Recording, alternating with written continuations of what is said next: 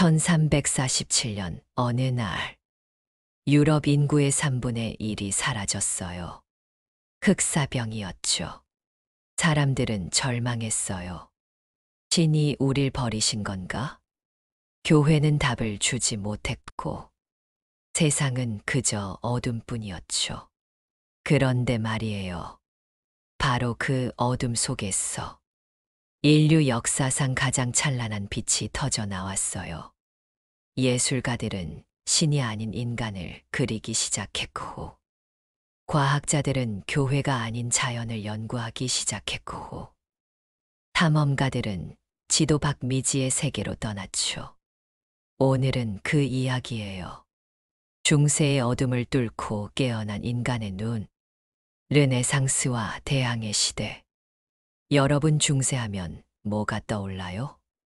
기사, 성, 마녀사냥. 맞아요. 근데 가장 중요한 건 교회가 모든 걸 지배했다는 거예요. 당시엔 성경을 읽을 수도 없었어요. 왜냐고요?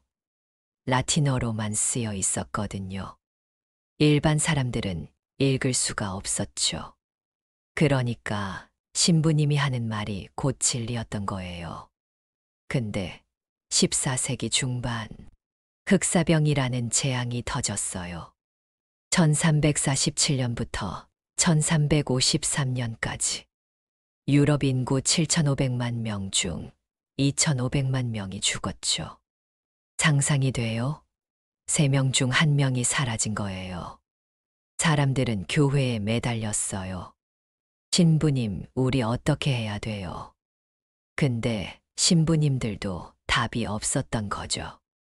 아니, 신부님들도 똑같이 죽어나갔으니까요. 그때 사람들은 깨달았어요. 교회가 만능은 아니잖아? 이게 시작이었어요. 그때 이탈리아에 있던 부자들이 생각했어요. 우리 옛날 그리스 로마 시대 얘기 좀 찾아볼까? 왜냐면 그땐 신이 아니라 인간이 중심이었거든요. 플라톤, 소크라테스, 아리스토텔레스. 이 사람들은 신한테 묻지 않았어요. 스스로 생각하고 토론했죠. 우리도 저렇게 살 수 없을까? 바로 이 생각이 르네상스예요. 단어 자체가 다시 태어난다는 뜻이죠. 뭐가 다시 태어나냐고요? 인간의 존엄성이요. 인간의 이성이요. 인간의 가능성이요. 레오나르도 다빈치를 볼까요? 이 사람 진짜 미쳤어요. 화가이면서 조각가, 과학자이면서 발명가, 해부학자이면서 건축가, 인체 해부도를 그렸고, 헬리콥터를 설계했고, 잠수복을 구상했어요. 500년 전에요. 이게 바로 르네상스 정신이에요. 인간은 뭐든지 할 수 있다. 미켈란젤로는 4년 동안 천장에 매달려서 그림을 그렸어요. 목이 꺾이고 눈에 물감이 떨어졌죠. 근데 왜 그랬을까요? 인간을 그리고 싶었던 거예요. 신과 아담이 손가락을 맞대는 이 장면. 자세히 보면 아담의 근육 하나하나까지 완벽해요. 중세 그림이랑 비교해 볼까요? 중세 그림 평면적이고 딱딱해요. 표정도 다 똑같고. 르네상스 그림 입체적이고 생생해요. 진짜 살아있는 것 같죠. 왜 이렇게 달라졌냐고요? 비밀은 과학이었어요. 원근법을 발견한 거예요. 멀리 있는 건 작게, 가까이 있는 건 크게. 우리는 당연하게 생각하지만 당시엔 혁명이었죠. 그리고 해부학. 다빈치는 실제로 시체 39를 해부했어요. 근육이 어떻게 붙어 있는지, 뼈가 어떻게 연결되는지, 그걸 알아야 진짜처럼 그릴 수 있었던 거예요. 보티첼리의 이 그림 보세요. 신화 속 여신이지만 표정이 실제 사람 같지 않아요? 바람에 날리는 머리카락까지. 이게 다 인간을 관찰한 결과예요. 1450년 독일의 구텐베르크가 활판 인쇄술을 발명했어요. 이게 얼마나 대단한 건지 아세요? 인쇄 전 책 한 권 만드는데 수개월 걸렸어요. 인쇄 후 하루에 수백 권 찍어낼 수 있었죠. 1450년에 유럽에 책이 몇 권 있었을까요? 약 3만 권. 50년 후인 1500년엔요. 1200만 권. 400배가 늘어난 거예요. 지식이 폭발적으로 퍼지기 시작했죠. 이전엔 귀족이나 성직자만 책을 읽었는데, 이젠 평민도 읽을 수 있게 됐어요. 성경도 라틴어가 아닌 자국어로 번역되기 시작했고요. 교회는 패닉에 빠졌죠. 안 돼, 사람들이 스스로 생각하기 시작하면 우리 권력이. 근데 이미 늦었어요. 지식은 멈출 수 없으니까요. 15세기 유럽 사람들은 생각했어요. 세상이 이렇게 넓은데 우리가 아는 건 여기뿐이잖아.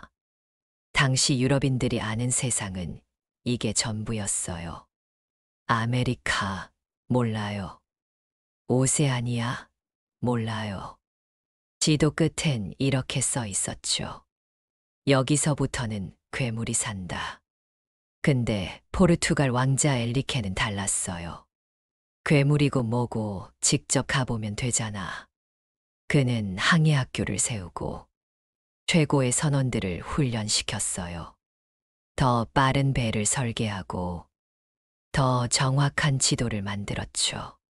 1492년 콜럼버스는 스페인 왕실을 설득했어요.